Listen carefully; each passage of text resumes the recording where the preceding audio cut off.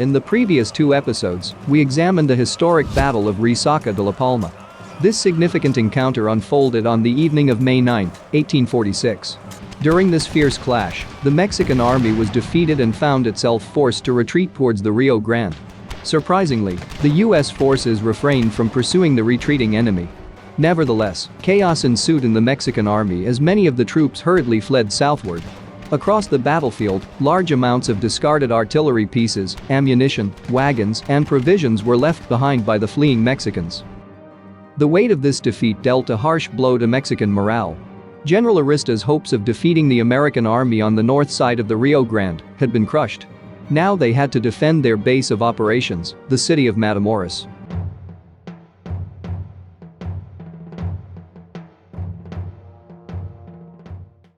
In today's episode, we'll delve into a pivotal moment in history: the occupation of the key city of Matamoros by the American Army of Occupation. Moreover, we'll closely examine the relentless pursuit of the retreating Mexican army by the American cavalry under the leadership of Colonel John Garland in the days following the occupation of Matamoros.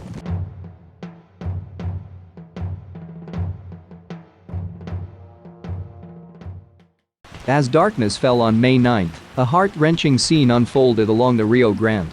Desperate soldiers from the Mexican army braved the treacherous currents, attempting to cross the river by any means possible.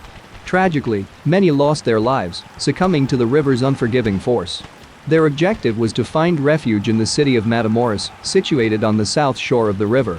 Upon arriving in Matamoros, the commander of the Army of the North, Mariano Arista, was confronted with a disheartening sight. The city was teeming with soldiers who had been stripped of their uniforms, weapons, and hope. The dire state of affairs was evident as the hospitals overflowed with hundreds of wounded soldiers, and chaos reigned as men struggled to find their units amidst of bewildering circumstances. As night fell, a grim assessment was made. The once formidable Mexican army could now muster approximately 2,000 men, with a mere 1,500 of them deemed fit for combat. On May 10, reinforcements from the American Army of Occupation reached Fort Texas, delivering much-needed relief to the defenders of the fort. The arrival of these additional troops also brought along a valuable cache of artillery pieces, ammunition, and essential supplies. Meanwhile, at Resaca de la Palma, some American units remained behind, tending to the wounded and burying the fallen soldiers. The wounded men were transported to a field hospital located near the Resaca. General Arista agreed to send members of his medical staff to provide assistance to the American medical personnel. Additionally, a group of Mexican troops was sent to help with the burial of the fallen soldiers.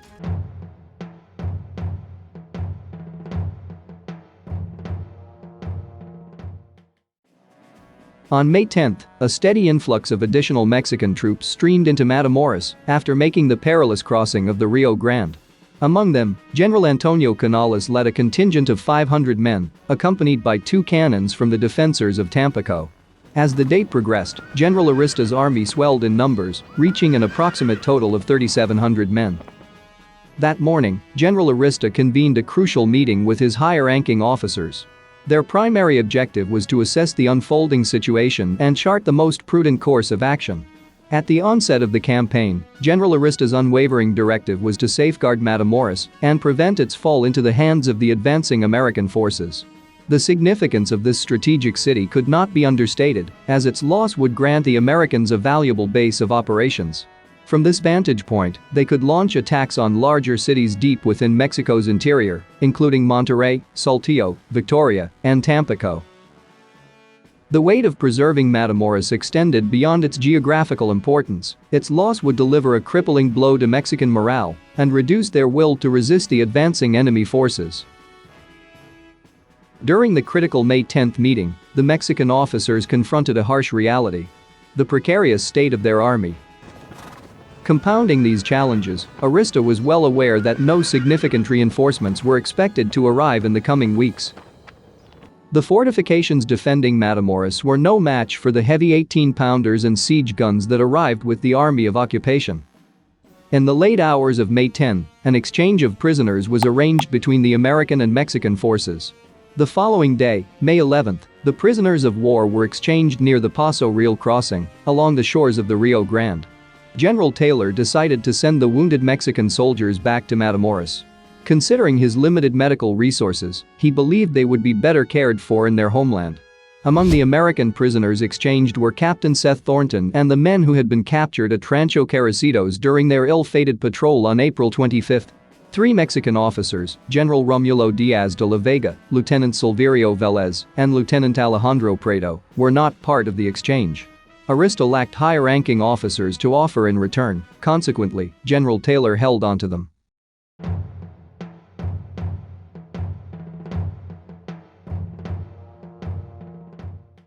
After successfully securing his position along the north shore of the Rio Grande, General Taylor shifted his focus to the capture of Matamoros and ensuring the river's safe navigation.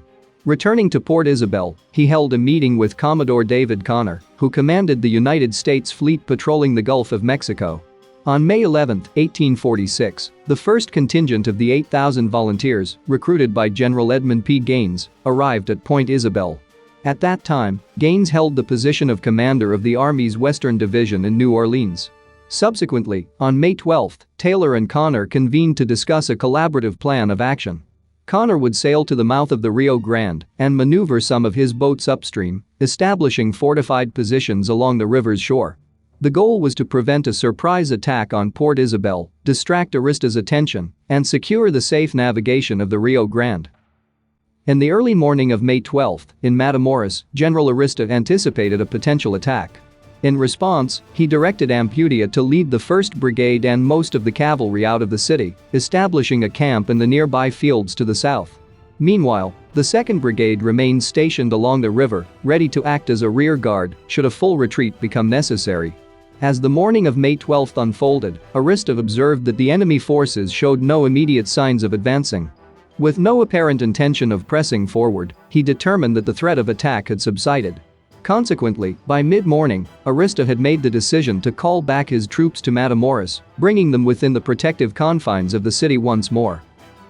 On May 13, Zachary Taylor officially designated the American stronghold in Port Isabel as Fort Polk.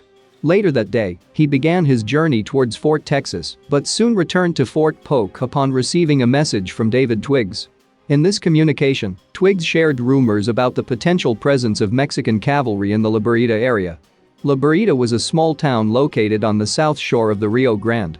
In response, Taylor promptly issued orders for the reinforcement of Fort Polk's defenses to ensure preparedness.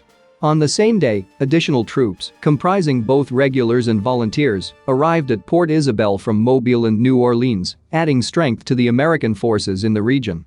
Under Lieutenant Colonel Henry Wilson, these men promptly received orders to get ready to confirm the presence of Mexican troops in La Burrita and capture the town. On the morning of May 14, 1846, General Taylor embarked on a journey to Fort Texas. He successfully reached the river fort later that evening. On May 15, Lieutenant Colonel Henry Wilson led approximately 440 men as they set out for La Burrita. Commodore Connor's ships were to support them with supplies and assistance, ensuring they had the necessary resources for their mission.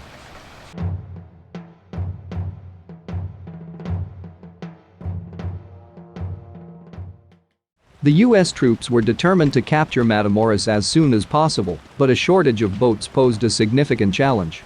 Taylor had previously requested river crossing equipment from the War Department, but his appeals had been disregarded. To address this issue, Taylor promptly instructed his troops to locate and confiscate any available craft along the riverbanks.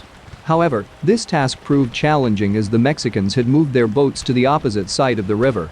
To overcome the scarcity of watercraft, some of Taylor's troops were tasked with constructing makeshift vessels using whatever materials they could find in the surrounding area.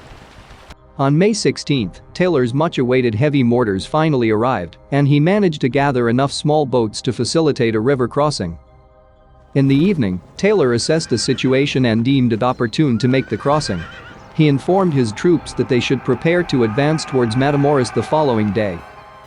On the morning of May 17, General Taylor issued General Order No. 62, which renamed Fort Texas as Fort Brown, in honor of Captain Brown's sacrifice during the siege of the American fort. Subsequently, the city of Brownsville, Texas, would be established and flourish around this renamed fort.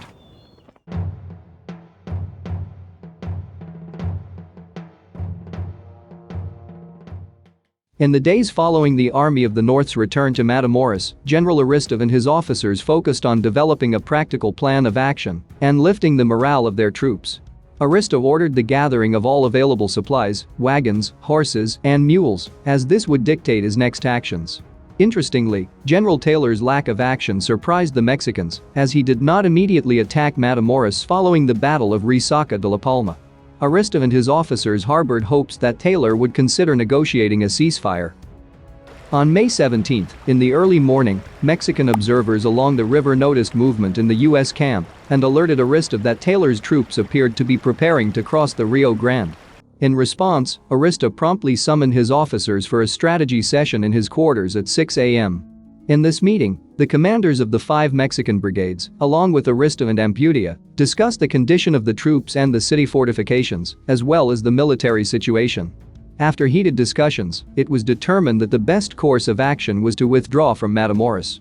They recognized that the number of troops available was not enough to successfully defend the city. The Mexican army also lacked sufficient ammunition, means of transport, and supplies. In this meeting, it was decided to send General Tomás Requena to negotiate a ceasefire with Taylor in a last-ditch effort to gain time. On May 17, at around 1 p.m., General Tomás Requena approached Fort Brown under a flag of truce. The Mexican general presented Taylor with a proposal for the suspension of hostilities. Taylor rejected the offer and requested the immediate surrender of Matamoros. The American general informed Requena that his troops were about to cross the river. Requena informed Taylor that he wanted to discuss the surrender of the city with Arista first. He offered to report back to Taylor with the Mexican response. When the Mexican representative returned to Matamoros with Taylor's demands, Arista decided, at once, that the time had come to abandon the city. He ordered his troops to prepare to move out of Matamoros, beginning at 4 p.m. Arista didn't even bother to report back to Taylor. Requena's last-minute maneuver provided the Mexican army with a few extra hours to prepare for the upcoming retreat.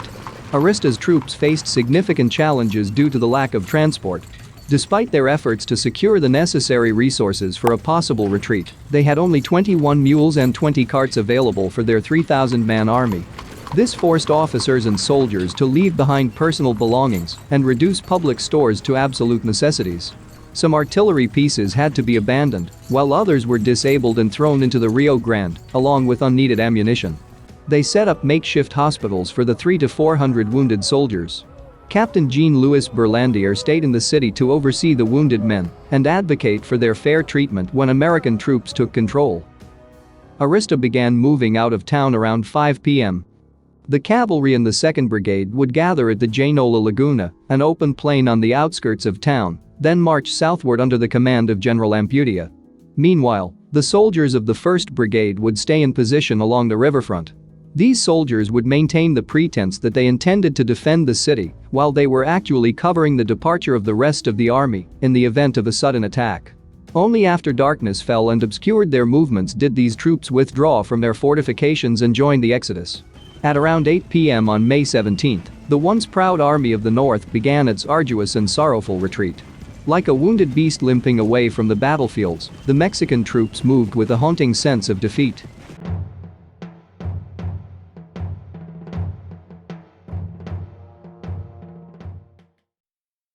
General Taylor chose a crossing point about 5 miles upstream from Anacuitas Crossing and Fort Paredes, where boats and mounted troops could cross with relative ease. The crossing began at dawn on May 18, with light infantry companies, field artillery, and mounted troops moving to the far shore without any resistance from the Mexican troops. Taylor sought to ascertain the location of the Mexican army. He sent a small group of dragoons to explore the opposite bank of the river towards Matamoros and determine whether Arista had abandoned the town or not. Just after the scouts left, a group of civil authorities from Matamoros arrived on the right bank and requested a conference. The civilians confirmed the fact that Arista and his men had left the city. Knowing that they were defenseless, they offered Taylor to turn their city over to the U.S. Army and requested terms for surrender. Convinced that his army would not encounter armed opposition, Taylor decided to move the main body of soldiers back towards the established crossing points opposite the city. By early afternoon, the entire American army had safely crossed the Rio Grande, except for a token force from the 7th Infantry that remained in possession of Fort Brown. After crossing the river, Taylor renamed the Army of Occupation as Army of Invasion to reflect the new circumstances. To ensure an orderly and peaceful occupation of Matamoros, Taylor established his camp outside the city limits. The American camp was located on the plains and fields between the Mexican defenses along the river in Matamoros. General Taylor appointed Colonel David Twiggs as the governor of the occupied city. Twiggs promptly set up a police system to maintain peace and order. On May 19, Taylor dispatched Colonel John Garland with all available cavalry, instructing him to harass the Mexican rear units, capture prisoners, and seize supplies. Garland returned to Matamoros on May 22, forced to do so by a shortage of water.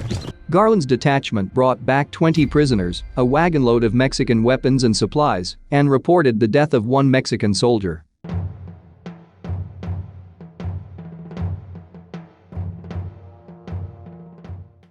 On the morning of May 18, as American troops prepared to cross the Rio Grande, the Army of the North rose from their camp at La Venata and began their retreat towards Linares. The town of Linares was located midway between the cities of Victoria and Monterrey. It was a strategic location that would allow Arista to march to the defense of either city. The march was harsh and difficult, with the soldiers and animals enduring scorching heat and thirst. The next day, May 19, the situation worsened as they continued their journey under the blazing sun without water, causing many horses to collapse and soldiers to lag behind. The pursuit by Garland's cavalry added to their anxiety, forcing them to push forward frantically. Arista's men marched almost 25 miles that day and settled into camp at a spot called El Ebenito. On May 20, fear of the American cavalry and the hope of finding water pushed the Mexicans to continue. After an exhausting march, Arista's men found a watering hole known as La Nutria. On the morning of May 21, having put additional distance between his troops and the enemy, Arista let his men move forward at a more measured pace for about 10 miles.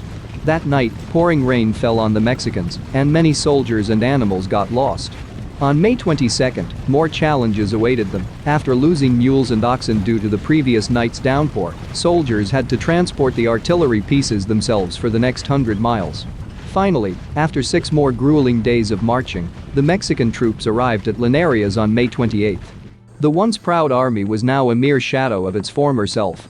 Many had perished from thirst, hunger, sunstroke, and exhaustion, while hundreds suffered from illness, arriving weak and debilitated.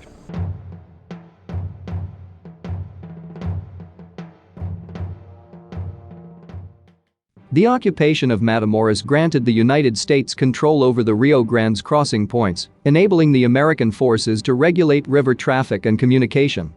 Losing a strategic city like Matamoros undermined the Mexican government's legitimacy in the eyes of its people and dampened their will to resist further American advances.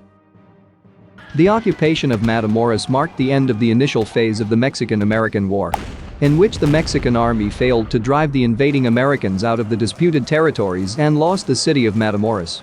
Taylor's forces achieved their goals by securing the Rio Grande and dealing a mighty blow to the Mexican army. The stage was set for the next chapter in the Mexican-American War, which will be covered in the following episodes. With this, we will end this video. In the next episodes of this series, we will cover the advance of the American Army of Invasion deeper into Mexico and the battles of Monterrey and Buena Vista. To make sure you don't miss our future work, please subscribe to our channel and activate the notification bell. Please also visit our YouTube page, where you will find additional videos about the Mexican-American War and other historical events. Thank you for your support. See you next time.